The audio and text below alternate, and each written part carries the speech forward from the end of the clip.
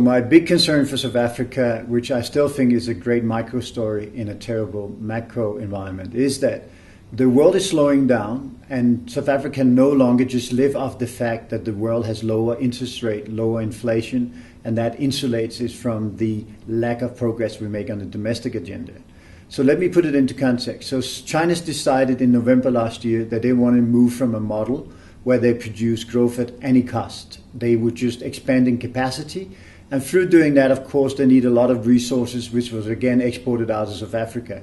Now China says, hang on a minute, we're not going to be opening yet another Burger King. We want to invest in infrastructure, reduce corruption. We want to see that our investment has a long-term return. By changing from one model to another model here, you're essentially doing what the world doesn't need, which is to slow down the growth coming from China.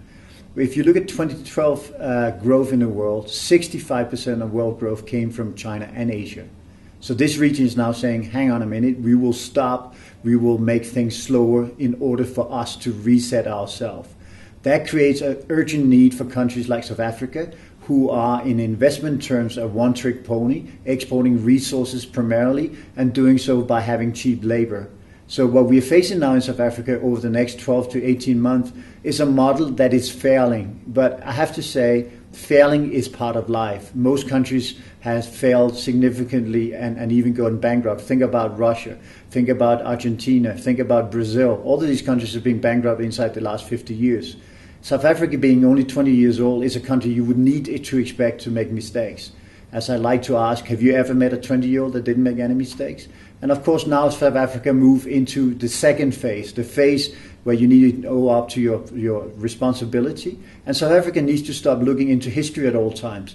I don't tell you not to respect your history, but I'm telling you, move the agenda forward, replace protectionism with progress, replace belief in that you need to transfer income into investment into studies, and make sure South Africa become incentivized to invest in people, in education, and in building a better future. And as an investor, you can be part of this only by taking your money overseas, in my opinion. You are almost patriotic by taking your money out, enforcing this mandate for change that needs to happen in South Africa, but also being willing to put the money back when things have changed. And I think the change is coming politically, economically, and practically in South Africa, because South Africa has the resources.